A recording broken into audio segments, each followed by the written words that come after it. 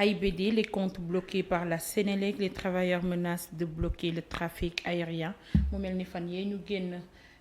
njiital AIBD dane woon ñoom amelatuñu kenn bor. maanaam liquidé nañ lépp loo xamante ne dafa nekkoon ci wàllum bor bu ñu ameeloon nit. waaye nag pendant ce temps Sénélec nee na ñoom dañ leen amee lu bari te dañoo far bloqué lu bari ci ca seeni compte. léegi travailleurs yi aussi ñu ngi revendiquer la nga xamante ne ñoom dañ leen ko yoreel. mu mel ni dafa am ñàkk déggoo wala réeroo ci seen biir.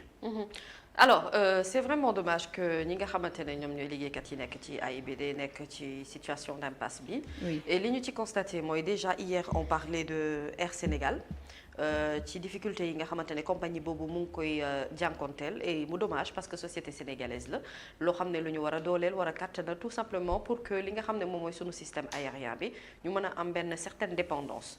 Malheureusement on a remarqué que ce problème là mu ngi perdurer bien que ñu ngi ut ay solution ci wàllu woowee ba tey mais mën nañu wax ne vraiment tàggate mi nañu ci mbir boobu et on espère que au niveau de Air Sénégal les problèmes seront réglés ba nga xam ne ñoom dinañ ci mën a gis seen bopp bu baax beneen bi Nabou mooy bi nga wax léegi nii ak liggéeykat yi nga xamante ne ñoom ñoo nekk foofule ci AIBD nga xam ne dañoo menacé bloqué li nga xam ne moom mooy système bi et c'est compréhensible parce que xam nga aéroport bi déjà bi ñu ko inauguré yàggul maanaam bi mu commencé fonctionnel yàgg boobee teel na trop pour nit ñi mën fa jànkonteel ak ay difficultés ak ay jafe-jafe et ça pose le problème de la gestion des entreprises yi nga xamante ne ak ay moomeel ngoo xam ne moomeelu réew mi la te ñu war ci am taxawaay bu gën a am solo ci seen ay gestion ba yenn tolof-tolof yeeg yenn difficultés yi ñoom duñu ko jànkonteel et le problème est majeur c'est-à-dire que problème bi yamul rek ci donc AIBD on a vu également des sociétés comme Dakar Dem Dikk on en a parlé ici une société sénégalaise boo xamante ne sénégalais lambda bi moo koy jëfandikoo ndax ku ci xëy ci transport boobee ngay jaaree te transport boobu bu tàggatémbee wala mu sooxe askan wi ñoo ci amub yëg-yëg mu doon loo xam ne askanu Sénégal ak ay sénégalais ñoom ñoo koy gérer ñoo koy diriger donc parfois du ñu mën a comprendre du ñu mën a justifier fan la ñu war a mën a toll ba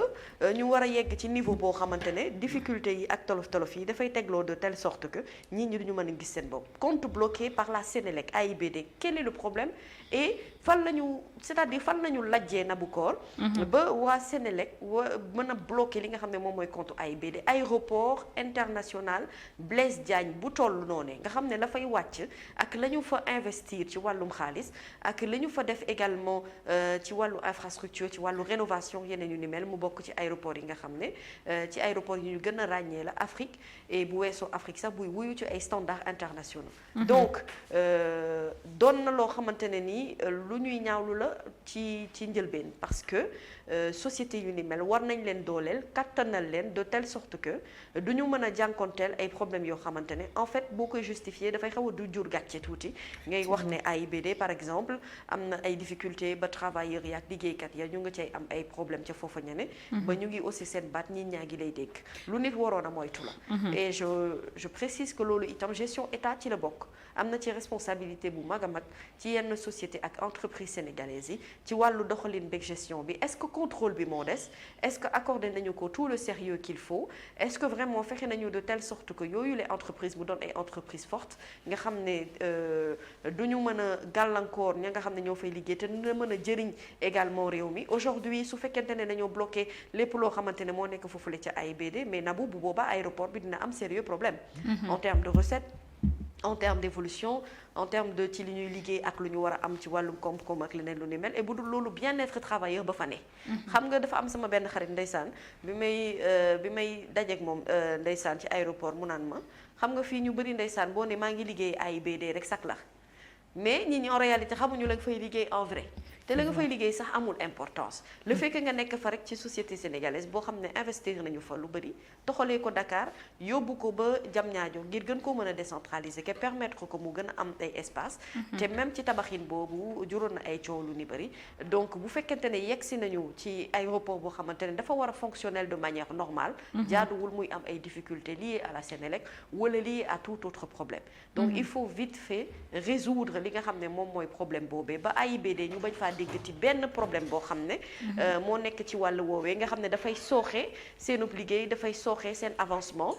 te au-delà de tout cela également rafetul ci image yu Sénégal ñuy dégg ne AIBD am na ay problèmes ak ay difficultés yoo xam ne dara causé wu ko lu dul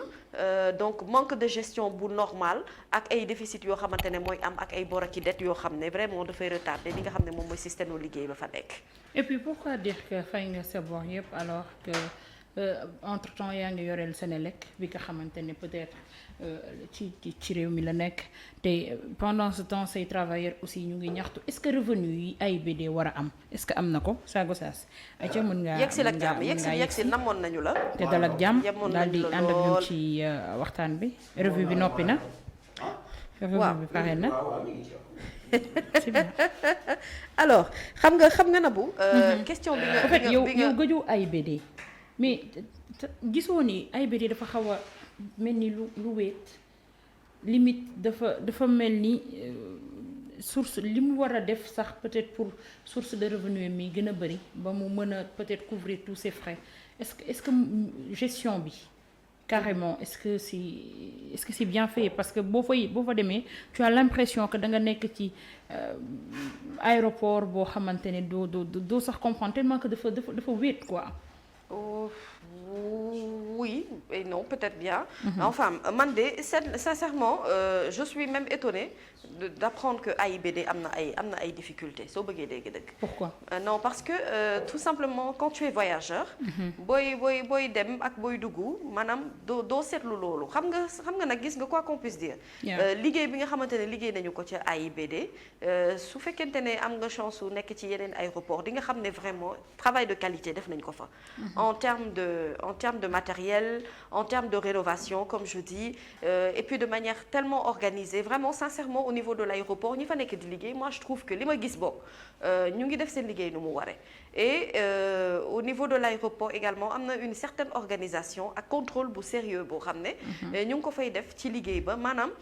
bokkul ak yenn aéroport yi nga xamante ne boo amee xëy na amaana yenn difficultés yi mën nga soudoyer wala mën nga régler yeneen yu ni mel le sérieux est quand même là dans le travail en tout cas quand tu es voyageur bokk vraiment dinañ la enregistrer ni mu waree di nga def sa ay formalités ni mu waree te et puis également espace bi nga xamante ne moom mooy abriter AIBD c'est-à-dire l'infrastructure en tant que telle bu ñu nee investir nañu fa xaalis di nga ko gëm parce que normes yi mu tegoo moo tax ci wàllum vraiment xarañteef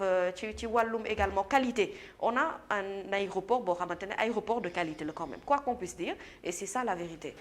donc loolu itam foog ñu nangul leen ko ci liggéey bi nga xamante ne def nañ ko maintenant boo defaree infrastructure bu ni mel comme je l'ai dit bu tegu ci ay normes internationales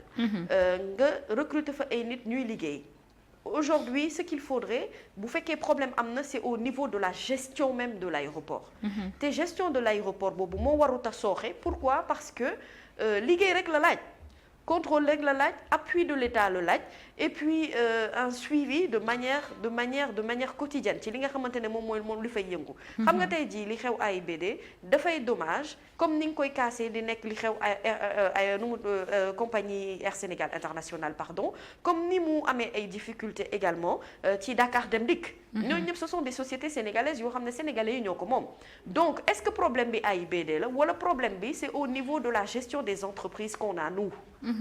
qu'est-ce qui se passe réellement est-ce que ñi fa nekk ñu ngi liggéey bi war wala bu ñu dee liggéey bi war itam est-ce que contrôle bi ñu ngi koy def de telle sorte que maanaam dette bi lu koy justifier loolu la ñu bëgg comprendre en réalité bay war a mën a yóbbu ay travailleurs ñuy bloquer trafic aérien bi parce que bu ñu bloquer trafic aérien bi c'est le Sénégal qui en perd. Il y a combien d'avions combien de compagnies yoo xamante ne dañuy wàcc fi wala dañuy transiter par le Sénégal pour mën a dem feneen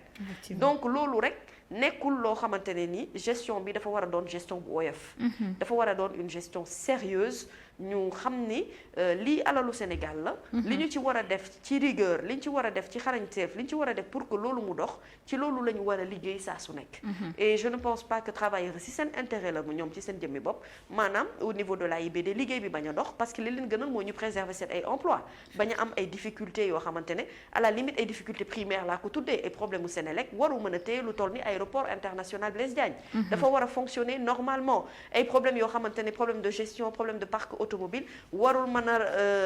taggatémbe liggéeyu Dakar Dem Dikk ba sénégalais bi nga xam ne danoon xëy laal bus dootu ko mën a def. Air Sénégal ñi ñu fa dugal ñi fay liggéey ce sont des sénégalais. C'est une compagnie aérienne sénégalaise donc li ñu fa investir ci xaalis ci defar ak defaraat indiwaat ak ay avions yu bees ay Boeing yu bees yoo xamante ne dañu ko mettre au service de Air Sénégal. Si ça ne marche pas quel est le problème? Est-ce que le problème ce n'est pas un problème gestationnel? Je pense que c'est un problème de gestion. C'est un problème de sérieux. C'est un problème vraiment ñu mën a maintenir fexe de telle sorte que li nga xam ne sunu moomeelu bopp la ngal la ngir yàlla ñi ñu ko dénk nañu ko doxal ni ñu ko war a doxalee su fekkee amuñu ci xam-xam. wala lajj nañu ci gestion bi ñu jëlee leen ci fa ñu ne jox ko jeneen ñoo xamante ne ñoo ëpp ay compétences ci wàllu woowu. merci beaucoup ayca Sago Sass nuyool daal di ànd ak ñun ci waxtaan bi waaye laata loolu am na ko bind fii Babacar ñi ngi ne na bonjour Nabou, le ministre de l'environnement maire de Mbao refuse de signer les mutations de terrain achetées depuis qu'il est installé dimbali leen ñu ci d'accord dañ ko gëstu et avoir plus de détails. Comme ça après ñu mën a poser le problème waxtaan ci ba ut ci solution. Karim Sall ayca moom laay nuyoo tey Abdou Karim. moo nga yeewoo. moo fi mbaxaloon Oryx yi wala du moom. mbaxal man. Oryx yi coow Oryx yi dañ koo fàtte. Oryx yi waaw. mbaxal moom foofu na de. wala doon moom. waaw gars yi dinañ da koo puuj pàcc xaw ma. loolu de lañ fi waxoon Abdou Karim Sall. nooy na de. maire Mbao xam naa ne daal bon bref salaamaaleykum kii de dégg naa ko mu wax lu am solo loo xam ne dëgg la ndax loolu it moom ku fa jaar rek moo la ko mën a firndeel xam nga service bi am aéroport moom vraiment lu am solo la waaw boo demee c'est très propre gars yi ñu ngi liggéey correctement service bi aussi tout se passe bien mais man li ma jaaxal mooy pourquoi yenn maanaam lan moo tax politiciens yi rek war a mën a jiite kuréel yu mel noonu xoolal ñoom ñaar ñiy xëccoo ñëpp muy Senelec di AIBD. Senelec dafa njëkk a wax ne AIBD daf ko ameel bor ci wàllu courant. te du AIBD rek am na fi ay kuréel yoo xam ne tey bu ñu la waxoon ba ci ay kuréel yu yëngu ci wàllu justice dañu ameel bor Senelec fay ñëw gaa yi weddi ko. non ñun amaluñ kenn lenn mais lii am tey ñu bloqué les comptes de l'AIBD mais ça prouve que lii Senelec doon wax dëgg la. d'abord ci tànneefu ñi koy jiite lan moo tax rek ñu war a jël que des politiques ñu koy jiite waxuma ne nag politique yi du ñu am xam-xam mais est-ce que yu mel nii gënul dal xel nga def appel d'offre. ñu xool sénégalais bi nga xam ne moo gën a méritant. le plus méritant. bi nga xam ne profil am moo gën a baax. ñu jox ko mu doxal ko pour l'intérêt de tous les Sénégalais. mais Doudou Ka c'est un politicien. xaw ma ay compétence am mais man politique laa ko xamee man la Sénégalais lambda. politique laa xamee Doudou Ka. Senelec pareil Demba Bitèye c'est un politicien moo ko jiite. donc ñoomu nen la seen biir mais dans tous les cas li ma mi wax gis nga affaire aéroport sensible na xeetu sensible goo xamante ne tey. waruñu ci dugal daray loo xamante ne Sénégal kese moo ciy perte. tey compagnie yi kenn moomu leen. bu leen leeree ne AIBD bii liggéey bi doxatut kenn dootul wàcc fii Sénégal dañuy dem ci yeneen réew yi donc bu fekkee dañu am bor nañu nangu ne dañu ameel bor et puis ñu fay mu jeex. jarul yéeg di wàcc jarul xaaral ma dem te ñëw. il faut qu'on passe à autre chose. et puis on passe à autre chose. réew mi sawaay am na fi lu ëpp solo lool. mais problème bi mooy bu ñu demee ba travailleurs yi bëgg ci dugal seen loxo ne ñoom bu ñu waxtaanul seen biir ñoom tamit dinañu clouer les avions au sol mais loolu aussi beneen problème lay indi loolu kay mooy bloquer aéroport rek benn yoon. ci loo xamante ne dette la boo xamante ne tey je suis sûr et certain que Senelec mën na ubbi ay voies de négociation yoo xam ne même boo mënul fay lépp mais nga leen di compal. weeru dee nga am loo leen compal ñu xam ne kat kii 4 milliards la ñu wax ne mooy dette bi noonu la toll xam nga 4 milliards aussi ci courant dafa doy waar parce que Senelec quand même aéroport li muy consommé ci wàllu courant tamit dafa bari mais naka la ñu def ba loolu am te Doudou Ka moo fi wax bërki démb boo njaay ne aéroport bi bépp bor bu ñu fa amee woon. fay nañu ko léegi aéroport bi Sénégal la ko moom. wala boog moom li mu waroon fay Senelec da koo jël fay ko ñi nga xamante ne ñoom la Sénégal amee loon bor dans tous les cas nañ ko régler. c'est très bien sax li mu def ñëpp ñu ngi koy saluer mais le problème mooy Senelec ay structure yu bari yi nekk ci dëkk bi dañ leen yoreel bor. bari na pourquoi. bari na léegi nag bu fekkee ñoom fayuñu ko dafay daal di daanuwaat ci askan wi nga xamante ne ay néew ci doole lañu. non xam amuñu xam ñu mujj ko def facture yu cher ñiy jënd woyofal di jooy excuse-moi. ñeneen ak ñeneen courant rek problème la au Sénégal. non xam nga ñàkk gee fay. ci kuréel bu jokk ci état moo jaaduwul. ah booy xool ñi ameel bor Senelec léegi 99% yëpp ay kuréel la yoo xam ne dañu nekk ci état bi. voilà ay agence la ay société mais xanaa wala Sénégal moom daa amatul xaalis bu mu fayee ah damay laaj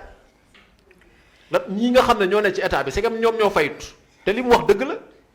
boo waxee ñu dugal ay considération politique non dafa sensible kërëb dugg na fii woote arbitrage dem ci seen patron ñoom ñëpp muy Macky Sall gis nañ fi kaawu Mademba bi tey ak Mactar Cissé gis nañ ko fi c'est-à-dire que tey pour ñu déggoo faaw ñu dem ba ci seen patron mais ñoomu nen la mais ñàkk bee fay moo jaaduwul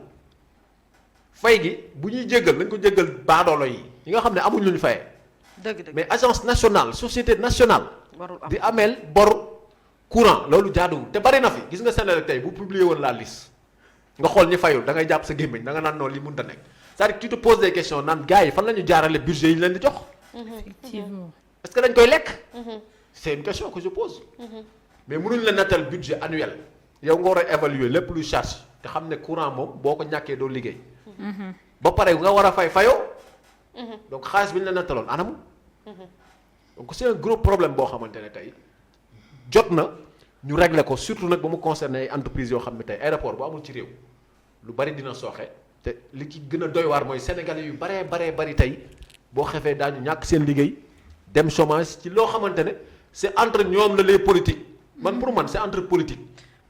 kay baay Pape Demba son ami et frère Doudou ñoo bokk même camp bu ñu bokk pourquoi ça pose problème bu ñu amul nañ ne amuñu kay ñu dem wuti xaalis bu ñu fayee mais bras de fer bi ba travailleurs yi war ci dugg ba ñu war a bloquer l'aéroport loolu nag c'est pas du tout normal mais fan lañ war a mën a toll ba ni amuñu lu ñu fayee soo saabu saas. mais pourquoi ñun askan bi nii aéroport léegi dox le moom. bas peuple bu ñu yéexee fay ñaari fan ñu coupé ñu. et pendant ce temps les grandes entreprises di traîner ak dette yu colossal. soo see Ramakoli nee na am nga chemise bu rafet vraiment. Rama nee na sol nga chemise bu rafet a rafet. mais Rama boo ko tudd woon dama koy tudd de. en passant Rama waa boo ko tudd woon dama koy tudd de. Rama tudd na ko plusieurs fois nee na sa chemise rafet na. tuddee naa la ko waaw nag loolu ñàkki ñaan la Ramakoli merci beaucoup. tudde naa ko waaw. jërëjëf ci sunu chemise bi tuddee nañu la ko. yow li ma lay tuddee te doo ngénte day bari. waaw na ma ko dese jar sax tuddee boo bëggee dégg. del ngénte nabu. mais Nabou ma pëtax lu rek xam nga soose dafa wax lu am solo mooy maanaam sunu gestion yenn société yenn entreprise yi nga xamante ne maanaam ay politique ñoo koy gérer et Nabou Cor li ñu seetlu mooy malheureusement li nga xamante ne moom moo jëm ci sunu ay société sunu ay entreprise bu ñu ko dee jël di ko dénk ay politique mais entreprise bi mënut a dox mënut a avancer mu ngi mel ni ñuy jël ab ministre tey jox ko benn ministère boo xamante ne amu ci xam-xam on te dira oui le ministre n'est pas seul dina ut ay ñoo xamante ne ñoo nekk ci wetam ñu koy liggéeyal mais c'est-à-dire que yow li ngay yëkkati di ko dénk nit ki dafa war a dëppoo ak xam-xamam ak njàngam ak li nga xamante ne moom ci la am diplôme lu jëm ci wàllu gestion aéroportuaire ak lu maanaam ku am xam-xam ci wàllu woowee comme il dit ñu def ci ay appel d'offres yu sérieux dénk ko ñi nga xamante ne ñoom ñoo ko war a yore te bu ñu leen ko dénkee ba pare ñu bañ leen ko dénk rek maanaam croiser les bras taxawee ne il faudrait que de manière régulière ñuy mën a def ay contrôle ci li nga xam ne moom mooy gestion bi c'est honteux que lu toll ni aéroport international Blaise Diagne di am ay dettes c'est honteux parce que loo xamante ne nii état bi daf ko war a régler depuis très longtemps et puis dañu war a def de telle sorte que AIBD am autonomie bu koy permettre moom ci boppam muy liggéey lu koy général muy permettre muy fay ay facture am effectivement su fekkee daf ci nekk dafa dem ba nekk ci ay difficultés yoo xamante ne amaana mënuñu ko fësal bu boobaa état bi war na mën a këf problème bi depuis très longtemps xool quelle est la situation bi fa nekk saytu ko en faisant benn audit bu sérieuse et bu ñu defee audit bi ba noppi ba mën a xam ne problème bi fii la taggatémbe état bi réglé ci li mu mën a réglé leneen li bu fekkee ci gestion bi la sooxe mais ñu jëlee fa ka fa nekk teg fa ku am compétence yu ni mel c'est-à-dire que il faut que ñu fay teg ñu di leen di fixer ay objectifs et ça dans toutes les sociétés dans toutes les entreprises il faut mu am ay objectifs yoo xamante ne nii dañu koy xayma sur 1 an sur 2 ans sur 4 ans sur 5 ans bu ñu yegsee ca wàllu woowee def audit xool ba xam ndax yow objectifs yi ñu la fixé est-ce que atteindre nga ko waaw wala déet te yooyu les audits itam bu ñu ko dee def ñu bañ ko def ci 2-3 bureaux yoo xamante ne duñu ko comprendre nañu fexe ba ñu saytu ba saytuwaale personnel bi fa nekk ba et loolu de la tête ba ki nga xamante ne moom mooy le planton bi fay liggéeyee est-ce que ñoom ñu ngi gis seen bopp bu baax ci entreprise ba ñuy liggéeyee est-ce que am nañ ci ay yokkute waaw wala déet est-ce que tout ça ce sont des questions yoo xamante ne c'est à poser il n'est pas normal que ña fa nekk di liggéey gisuñu ci seen bopp aéroport ba ca boppam mënul liggéey mënul générer loo xam ne dina ko permettre mu couvrir ay propres frais wam et que ñu dem ba vraiment ñu koy exposer ci presse bi que ne aéroport international am na problème te aéroport bi yàggu fii Léopold Sédar Senghor moo ko gën a yàgg téeméeri junni yoon et ci wàllum gestion am na yoo xamante ne vraiment dégguñu ko ci woon donc ñu ngi ko déggee ci aéroport boo xam ne dépensé nañu ci ay milliards ay nit yu bëri ñu nga fay liggéey et puis vraiment man de fonctionnement travail je ne sais pas d'autres mais moi réellement en fait bu munoo sax yaakaar ne problème am na fa en vrai parce que liggéey bi mu ngi dox foofu lépp cher c'est normal AIBD lépp cher ba pare mais c'est très normal xam nga erreur bi ñu njëkk a def erreur bi ñu njëkk a def xam nga lan la am ndaa toj ndaa am AIBD tëj Léopold Sédar Senghor pourquoi non Léopold Sédar Senghor moom tëj bi jaaduwul c'est-à-dire que mënoon nañu ko utiliser à d'autres fins et l'objectif c'était ça à la base c'était que ñu décentraliser li nga xam ne moom mooy aéroport bi et puis l'idée n'est même pas c'est même pas l'idée de Macky Sall loolu gis-gisu Ablaye Wade la depuis très très longtemps mais c'était pas que pour Léopold Sédar Senghor ñu tëj ko ràpp c'était pour que Léopold Sédar Senghor mu servir soit aéroport militaire wala mënoon nañu ko sax utiliser boobu la aéroport waaw aéroport militaire c'est ça aéroport militaire la waa la oui je pense que c'est ça mu ngi dox ba léegi mais mënoon nañu ko sax utiliser yenn vols nationaux yi aéroport militaire boo xam ne président moo fay wàcc ak i waaw de temps en temps aéroport militaire yëpp c'est comme ça c'est comme ça non en fait on aimerait bien que dëkk bu toll ni Sénégal am ñaari aéroport mën na nekk c'est-à-dire que ville bu ci nekk sax mën ngaa am aéroport dafay wala yenn dundal ville yi économie mën dëkk ngaa am aéroport gis nga boo amee benn vision bi boo amee benn vision bi di nga xam ni lu jëm ci wàllum dem ak dikk dafay dundal dëkk te ñëpp xam nañ ni Léopold Sédar Senghor bi ñu ko tëjee dafa business yi nekkoon tout autour daf leen rey y a des gens ils n'ont pas le moyen d'aller jusqu'à l'AIBD mënuñu fa dem peut-être pour dundalaat seen business mais business bi doon dox tout autour dañu ko rayaale te des fois aussi pour décentraliser une chose il faut penser aux gens qui vivent tout autour waaw dëgg la loolu yëpp c'est vrai que am na ay dédommagement am na ay problèmes am na ay difficultés mais man aussi dafa am benn vision boo xamante ne man sama gis-gisu bopp la pour moi on peut pas faire une omelette sans casser des œufs effectivement et mon problème ce n'est pas que ñu décentraliser bu ñu ko décentraliser te def ko lu ci war te système bi di dox moi ça me pose pas de problème parce que tant que mu ngi dox baax na et je dis que Dakar Diamniadio certes am na aéroport biir Dakar au sein de Dakar c'est-à-dire au niveau de l'aéroport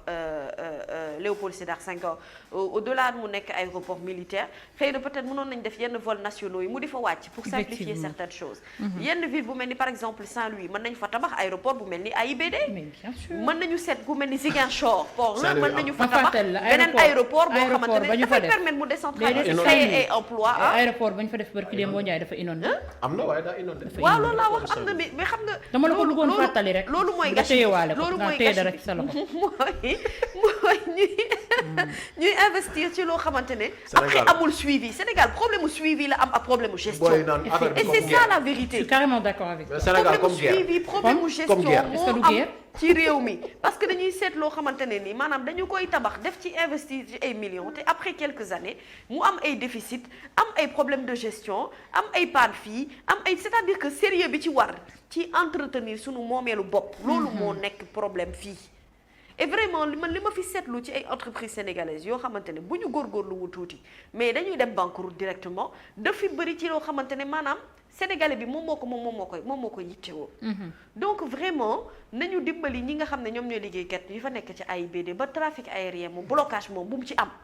nañu ko régler comme fexe nañu ba fuité na ba yegsi na ba nit ñi yëg nañu ko te siiw na nañu ko régler une bonne fois pour toutes et bu ñu ko régler moom nañu régler waale Air Sénégal International nañu régler waale Dakar Dem Dikk nañu régler waale toutes ces sociétés et entreprises sénégalaises poste moom waxatuma ko ndax faatu na fa yàllaahu mais ñu fexe ba bañ a yegg bokk ci niveau bi nga xam ne poste maanaam fu mu nekk ni toll na foo xamante ne kenn mënatu koo réanimer dee na ba pare effectivement au fait des fois aussi quand on s'attarde sur les problèmes de cumul de mandat dañuy bàyyi du ñu bàyyi xel au fait dañuy attardé wu ci les maires députés ou bien les députés maires autant pour moi dañuy au lieu ñu xool focus ci ñi nga xamante ne ay politiciens lañu ci la ñuy dox matin midi soir. non parce que nga def leen ministre def leen DG wala nga def leen PCA wala nga au fait cumul de fonction yooyu moo jar a wax. parce que ñu ci ëpp dañu koy utiliser à des fins politiques. waxuñu ñëpp la nag parce que foo gis ñuy liggéey am na ñoo xamante ne dañuy def naka su dul noonu. mais cumul de mandat foofu la ñu war a accentuer wu. xoolal société yi mu la fi limal yëpp. la remarque mooy ay politiciens kese ñoo ko jiite. maanaam ay ñu politique la ba ñëw pouvoir ñu jox leen ko. mais est-ce que traduire que ne ñoom am nañu compétence bi mu laaj dëgg pour jiite société yooyu xam nga tamit wax ba falu yomb na mais doxal tamit moo gën a jafe. doxal wane li nga mën poste ku ko jiite. du Bibi politicien bu mag la Dakar Dem Dikk ngóor si ka fa wutu maître Moussa Diop ko fa wutu politicien bu mag la université politicien bu mag la port politicien bu mag la Sénélec politicien bu mag la AIBD sëñ bi xoolal li ëpp solo ci ñun li war a doxal suñu koom-koom ay politique lañ ko jox waxuma ne nag amuñu compétence mais man le sénégalais lambda ci politique laa leen xamee man su ma xamee turu Doudou Ka du xarañteef ci wàllu liggéey moo tax ma xam Doudou Ka politique moo tax ma xam ko. donc société gis nga parfois état bi moom mooy tooñ boppam parce que moom it day jël après di xool maanaam c'est comme si day séddale rek pour gars yi bañ a mer mais est-ce que mi ngi xool compétence ak profil bu ñu ko doon xool gëm naa ne ñu bari tey du ñor ay société. et résultat bi mooy lii comment est-ce qu'on peut construire un aéroport à Saint-Louis affaire bi ñëw inondé mais xanaa ñoom defu ñoon études yi ci war yépp avant ñuy choisir site bi ñu def aéroport bi. lii de lañ doon waxtaanee ak xaalis bi ñu fa def yépp mais loolu c'est impensable yow xanaa kër sax boo koy tabax di nga woo boroom xam-xam mu xoolal la suuf si. ok dëgg xoolal la ndax fii baax na wala baaxul et aéroport boo koy tabax aussi.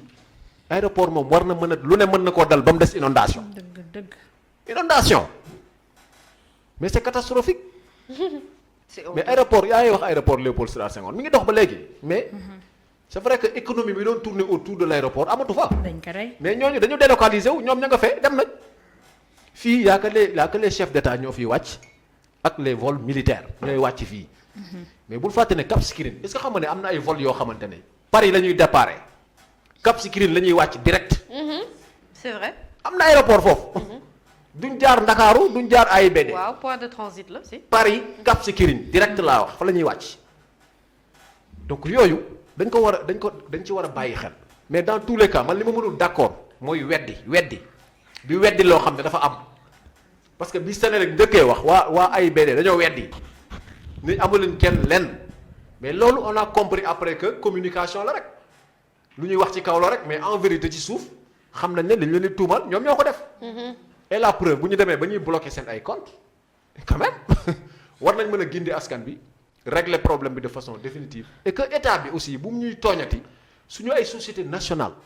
ngir yàlla bu ñu koy jox ay nit nañu def appel d'offre ñu ku bëgg a bokk ñu tànn le meilleur profil mais fii politique bi moo jël le dessus sur lépp.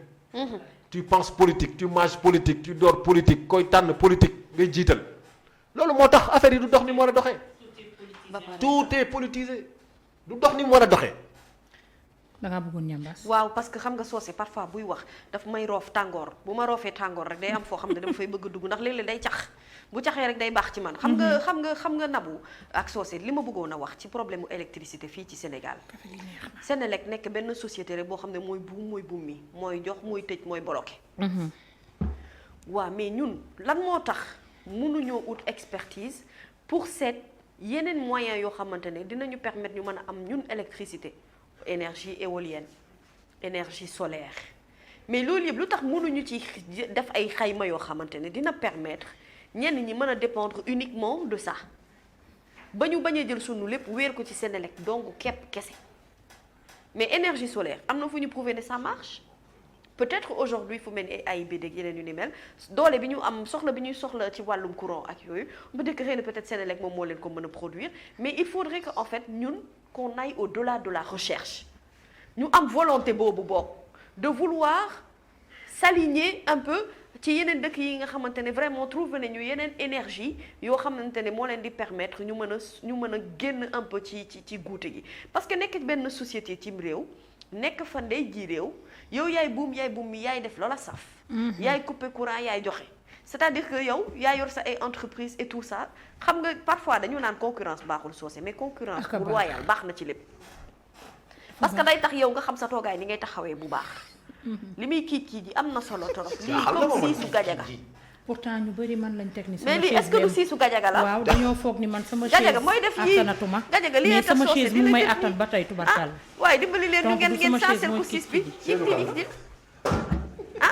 waaye kii ji metti na vraiment bëgg a wax kon kii ji man dama defoon ne man maay kii ji sax wallaay man a nekkete kan la Nabou mooy kii Abdou Fall Nabou nee na li ngeen foog du loolu kii ngeen foog ñëpp dañoo Abdou foog nee na li ngeen foog du loolu non mais sérieusement soosé kii ñu yaay kii nee na chaise bi wallaay man a man maa ko changé araam nee na maa ci togg mi kii ji ma changé ko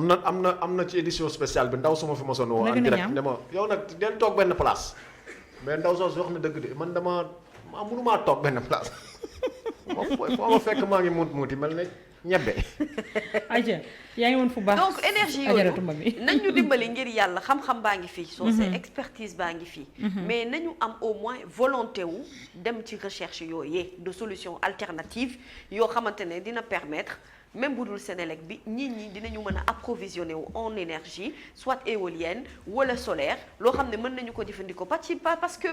parler des sociétés même c'est grand mais am na ay gox-goxaat yu nekk ci réew mi yoo xamante ne ba tey dañu am ay problème courant am ay problème électricité parce que mami on te loolu nag pour ñu mën a am benn indépendance ci wàllum énergie boobee Nabou il faudrait que recherche yooyee bu ñu ko mënee def ci ay phase test yu bëri mu leer lu nit mën a utiliser la nit ñi commencé di ko jëfandikoo moo xam ci ay entreprise moo xam ci ay société moo xam ci ay dëkkuwaay ça permettra de régler beaucoup de problèmes. Et puis on ne prend pas le temps d'étudier nos projets. mbir la xool ko ba ci biir li ma waxoon keroog rek dañuy def ay projet teg ko bëgg résultat pour dresser un bilan régime bu ko mënti jaar noonu nga mës doxee tant que juguñu ci teg projet pour dresser un bilan dara du baax chaque jour saa yi ñu defee benn projet teg ko bu ñu toogee 1 à 2 années nga gisaat problème yi daal di ressurgir dañu war a étudier suñuy projet xool lan la ñuy teg liggéey pour sa askan bañ a liggéey pour des résultats ayca. non loolu moom c'est le minimum. étudier moom avant ngay teg man xaw ma Chine la xaw ma gars yi nañ ma xoolal mais gis naa dëkk boo xamante ne aéroport bi. ci ndox mi lañ ko def. xam nga kooku moo étudier projet avant. ay foofu xanaa duma fa dem. ndox nga xam ne dañoo pousse ndox mi lal aéroport bi ci kawam. nañ xool bu dul Chine di Japon nañ ma xoolal quoi réew yooyu kan moo ci tabax aéroport am ci ndox mi xam nga kooku moo étudier. ki fekki ndox tabax fa aéroport. ñun nag ñun ndox mi moo ñu fekk si ñun. dégg nga wax ni dëgg la. nga ne lu ñuy def ndox mi. ñoom dañoo pousse ndox mi teg aéroport ñun ndox mi dañoo fekk. soo se man nag xam nga samay waa kër ay jolof lañ. loolu la yàlla nañ ko xool bu dul Japon di Chine wala am na ci réew yooyu am na ci ku ko teg am na ku ko ci def. Japon la. waaw léegi pour revenir ci li ma mi doon wax. Japon la defe naa. Osaka. waaw au Japon. boo xoolee seen aéroport bi bu bees bi ñu tabax sawaay ci ndox mi da nga naan non sëñ bi ñii. maanaam yenn xeetu xam-xam yi naka la ko nit mën a amee. dañuy liggéey. gëstu ñoom parce que ñoom yàkkamte wuñ seen dara. ñun contrainte yi ñu am ci wàllu politique ak ay wàllu mandat ak lu ma la mën a wax ñoom amuñu yooyu. mais réew moo xam ne yow boo amul solution rek tegi conteneur. non ñun mandat mooy suñu problème. ñun yàlla lépp ñu sonal. mandat ñu sonal mooy suñu problème. non du fi xaj. pont sax dañ koy tabax balaa pare. ñu inauguré ko. yow xanaa déggoo li ma la wax. ba pare xëyaat suba ne ko. dañ koy accéléré. dama ne réew moo xamante ne yow boo amee problème mu tabax rek nga teggi conteneur. fii gis nañ fi ay conteneur yu ñu inauguré nañ waxante dëgg loolu du xam-xam je suis désolée. mais xam-xam foofu ñu koy sàkku xam-xam soosé foog ñuy jël le temps ñuy jàng di ko ay professionnels même bu fekkente ne expertise bi dafay jógee feneen tant que c'est dans l'intérêt du Sénégalais il faut que ñuy jël temps gis nga le temps de la recherche c'est important. wallahi. c'est pas pour rien que les scientifiques sont là. mais il y a des génies dans ce pays il faudrait que ñoom ñu mën leen a déglu ñu mën a favoriser li nga xam ne moom mooy recherche intellectuelle bu budul loolu sax mais temps wu recherche boobu la ñu amul parce qu'on est occupé à autre chose à des fins qui ne sont pas utiles aux Sénégalais et c'est ça la vérité. ma doon ñambaas rek dellu ci soose.